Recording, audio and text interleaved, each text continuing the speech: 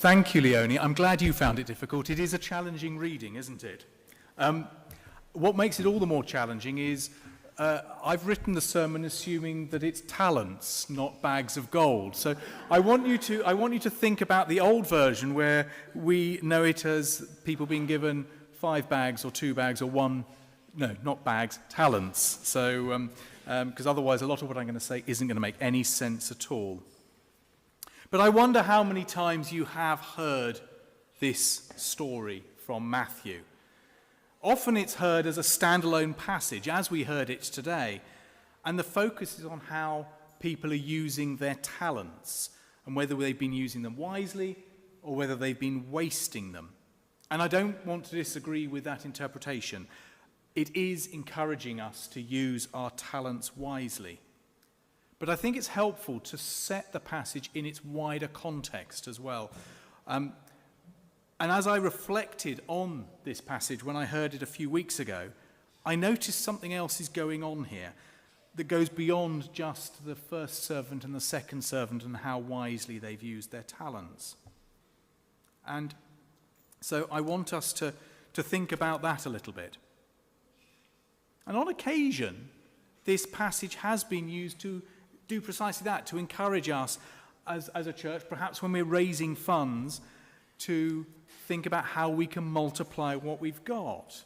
I've been in sermons in the past where at the end of the service, the vicar was standing at the door with a stack of crisp £5 notes, and each member of the congregation who would like to take one could take a £5 note, the intention being that some weeks later they would come back, hopefully having increased it by using it in some way to generate additional funds for the church.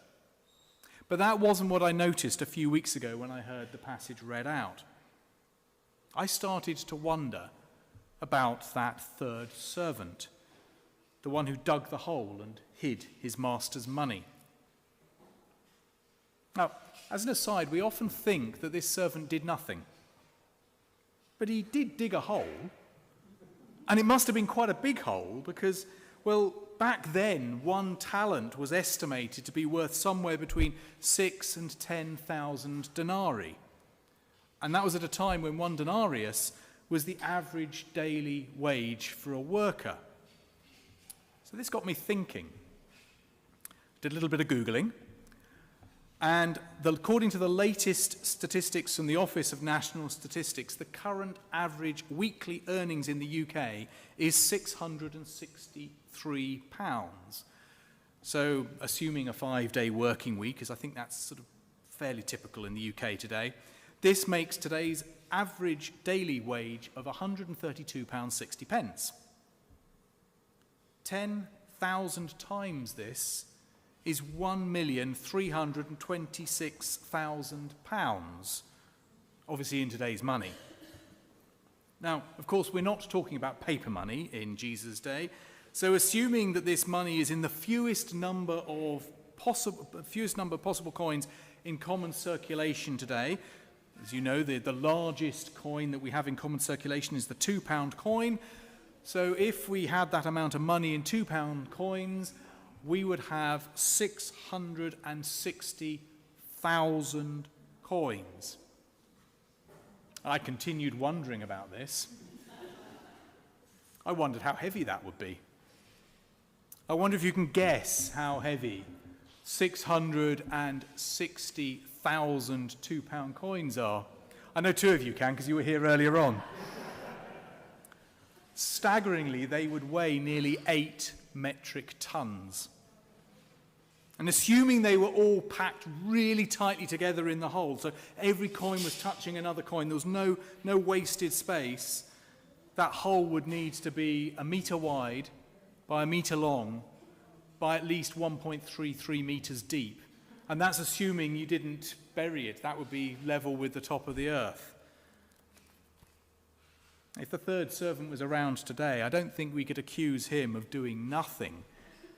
We couldn't accuse him of being lazy. He had to put quite a bit of effort into burying that money and lugging his 8 tons of coins into the hole he'd dug. But though I had quite a bit of fun working out the scale of these numbers, they are rather moving away from the point I want to make. And that point is, why did the third servant bury the talent he was given rather than putting it to work? And unlike quite a number of the stories Jesus tells, where we have to guess the motives of the characters, here we're actually told why the third servant behaved as he did. He tells us in verses 24 and 25 when he says, "I knew you were a hard man, so I was afraid." The third servant was afraid of the master, a master he saw as hard, and so he didn't want to risk losing that one single talent that he'd been given, and so he buried it. And this got me wondering, what had happened in the past between the third servant and the master to cause this fear? What had happened so the servant saw his master as a hard man? What had damaged their relationship so badly? Again, we perhaps are given a clue as we read on and see how the master reacts to the third servant. He doesn't encourage him. Instead, he calls him wicked and lazy. He takes the single talent from him and gives it to the first servant. And then he calls the servant worthless and throws him outside into the darkness, where there'll be weeping and gnashing of teeth. Don't know about you, I find this rather uncomfortable reading. I wonder how this fits with stories such as the lost sheep, where the shepherd goes out to find that one sheep that has wandered off and got lost. Or the prodigal son, where despite appalling behavior, the father rushes out to greet his returning son and showers him with gifts, and most importantly, showers him with unconditional forgiveness. If the father in the prodigal son and the master in today's story are metaphors for Jesus, why is the outcome so apparently different? The son is forgiven, but the servant is thrown out. One explanation is that whilst the father and the master might both stand for Jesus, the prodigal son stands for the prodigal son stands for an individual who's wandered away from God, has lost their way. For them, God is forgiving and actively looking for their return. However, many commentators see that the servants in today's story don't represent an individual, but they represent Jesus' church. Unlike the prodigal son, who didn't seem to know better, the church knows what gifts or talents it has been given. We can read about them in the Bible: gifts of welcome, hospitality, non-judgment. Indeed, a few verses after today's gospel, we have Jesus saying, "For I was hungry, and you gave me something to eat. I was thirsty, and you gave me something to drink. I was a stranger, and you invited me in. I needed clothes, and you clothed me. I was sick, and you looked after me. I was in prison, and you came to visit me." And he goes on to say, "Whatever you did for one of the least of these brothers and sisters of mine, you did for me." Whilst earlier in Matthew's Gospel, Jesus warns us, "Do not judge, or you too will be judged. For in the same way that you judge others, you will be judged, and the measure you use will be measured against you." And he says this just before that almost comical image of someone noticing a tiny, tiny speck of dust in the eye of someone else, whilst missing this great beam of wood that's sticking out of their own eye. We know that we should show welcome and hospitality. We know that we should not judge. It is if we fail to do these things that we're behaving like the third servant and risk being cast out. But my musings on the third servant didn't end there. I am still bothered why he was fearful of the master, a master he sees as hard. What had happened in the past to cause this breakdown of relationship? One thing stood out for me, and that was when the servant took the wrong action, the master's response was to immediately judge and condemn. He offered no encouragement, no offers of help to do a better job next time. And this got me wondering how we are as a church at encouraging each other. Now, I'm going to need some help at this point in the talk. I need someone who's prepared to come and sit on this chair, but it needs to be someone who is able to avoid smiling. I'm not saying there needs to be someone who never smiles, but it needs to be someone who is able to sit stony-faced and not smile. Are you all such a happy lot that you can't do that? Oh, Jennifer's going to do it. Well, thank you, Jennifer. So, Jennifer, I want you to have your best poker face. I'm not suggesting you're a gambler and go out and well, there we go. We failed already. You smiled just then. Okay, right, so I want you to keep a straight face, an absolute straight face. And I need some more volunteers. And these volunteers need to use their talents of either telling jokes or pulling funny faces or singing funny songs, clean songs, please, or doing little dances or whatever it is, whatever it might be. I need people to come, and if you've not got a very strong voice, I have got a microphone here so we can all hear your jokes. But I need some volunteers, because otherwise we're going to be sitting here for an awfully long time. Yeah. Right, so we got James is coming up. Now come on, I'm sure we got a few others. Who knows some cracking good jokes? Some jokes that are so good that it's impossible for someone not to laugh at them. Or who's able to pull some very, very funny faces. Yeah, I reckon they'd be good at pulling faces. Oh, right. But just because you're sitting there, don't think you're not going to be involved in this, because you are all going to volunteer. Because I want you to be offering words of encouragement for the volunteers who've come up here who are going to try and make Jennifer smile. Okay, oh, wonderful, thank you both. You got some good jokes, have you? Right, okay. So what we need you to do is we need you to, who's going to go first? You're going to go first, sorry, James. So that everyone can hear, but you need to do it so that everyone can still see Jennifer's face, because we need to watch in case she cracks the slightest of smiles there. But as James is just about to, I'm not sure whether he's going to do a little dance or whether he's going to tell a joke or what it is. We're going to find out in a moment. But I want you all, I want you all to be encouraging. You might have to talk quite loudly by the looks of it, James. I want you all to be really encouraging James. I want you to be rooting for James.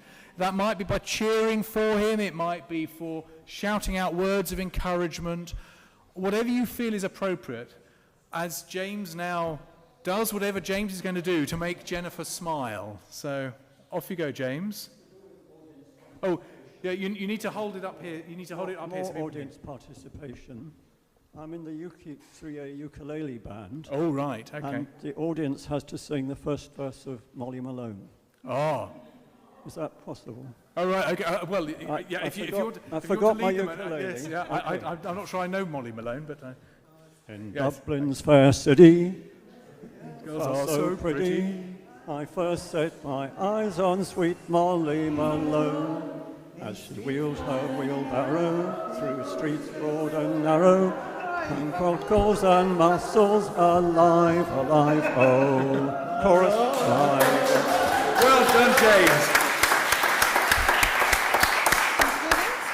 I think we need a really... I think you made us all smile. Even is that a smile? No, okay, it's not a smile. Okay. Don't play poker with this lady, clearly. Right, Leonie.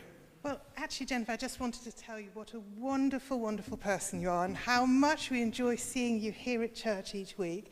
You know, it's just fantastic that you always come and wearing beautiful clothes, inspire us all with your happy, friendly manners. And I should really look at you while I say this so that you know that is genuine and from the heart. I just think it's wonderful that you're here each week. Don't you think? Yes.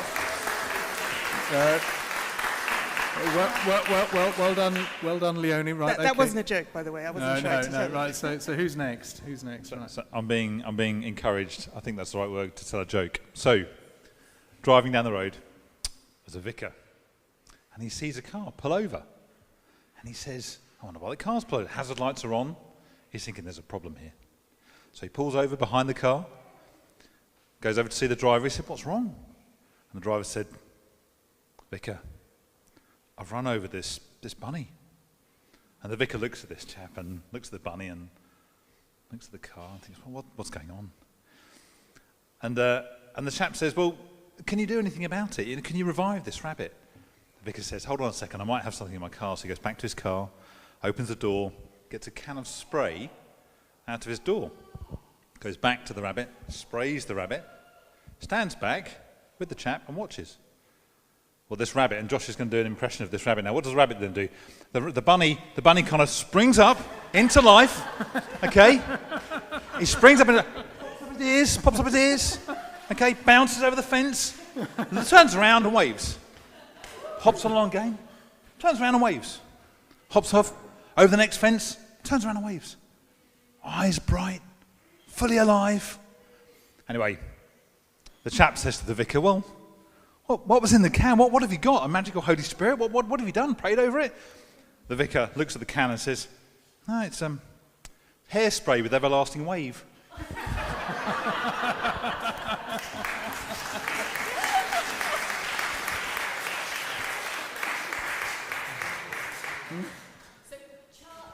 Charles is now going to make Jennifer laugh, funny face. Come on, Charles.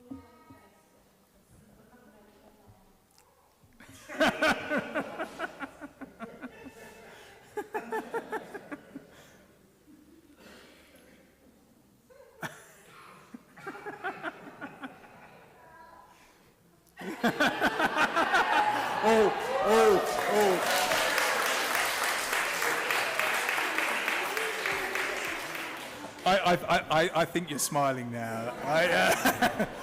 I think we should now really encourage Jennifer for keeping such a straight face, particularly during bunny jokes. I'd forgotten that awful joke. But thank you for bringing it back to mind.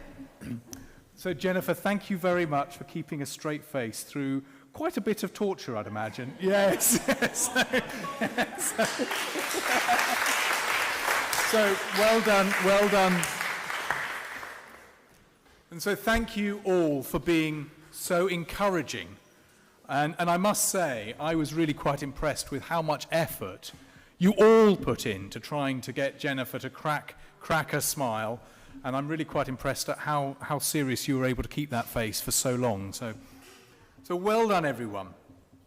I saw there a church full of encouragement of those who were trying to use their talents, their different and varied talents in different ways. And I get that today's gospel reading is just a parable that Jesus uses, an exaggerated story to make a point.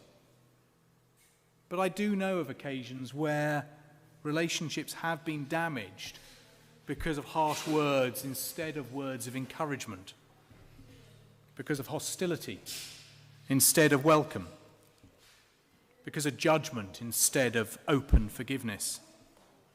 And I began to wonder whether there have been occasions when the church as a body, not just St. Mary's here, but the church corporately, has caused damage to relationships because of harsh words instead of encouragement, because of hostility instead of welcome, because of judgment instead of open forgiveness. Here at St. Mary's, we want to be a church at the heart of the community. Indeed, that's the strapline that's part of our logo. We set out to be a welcoming, hospitable, non-judgmental place where all can come to find out about and to deepen a relationship with God. And we do a lot towards making this happen. But I wonder if there's even more that we can do, both as a church and as individuals. However easy it might be to give a harsh response because we're tired or we're busy, let's try instead to ensure that we focus on being encouraging. Even if we're cautious of those who appear different, instead of being hostile, let us ensure that we focus on being welcoming. And at times when we find ourselves being tempted to judge, let us ensure we focus instead on being non-judgmental. I do wonder whether there are people in our community who see the church as a hard master, the hard master we heard about in today's story. In fact, I don't wonder. I know there are people who do feel this way. I've had conversations with some of them. Conversations such as, well, I couldn't come to church, I'm not good enough. Or, church is just about not being allowed to do stuff. Or, I don't want to come to church because everyone will judge me there. I'm sure no one here would want to think that we're a harsh, hostile, judgmental place. I know that's not the kind of church we are or the kind of church we want to be. But there are people in our community and further afield who have this view of the corporate church for whatever reason, just like the third servant and his damaged relationship with the master. Something in the past has caused a rift between these people and the corporate church. This might not be because of anything any of us here has done, but I wonder whether we could help change that view of the church. I wonder what more we could do so that more people in this community could see us for being the encouraging, welcoming, non-judgmental place we want to be. I wonder, what could we do so that people don't see us as the hard master, but instead see us as the prodigal son's welcoming father who is already out on the road, ready to greet his return with encouragement, welcome, and non-judgment. Amen. Now, sitting comfortably for our notices. This afternoon, if you are new to our church, we are having a welcome tea this afternoon at 3:00. But please do speak to me or speak to Bridget, and we can, or Trish and Mark are somewhere. Can you put your hands up, Trish and Mark? And we will tell you where to come along for 3:00. I hear there's delicious cake. And I encourage you, I have been listening to Matthew. Tomorrow morning, we're going to, as a Sparklers group, do some cleaning and sorting of the toddler and baby equipment.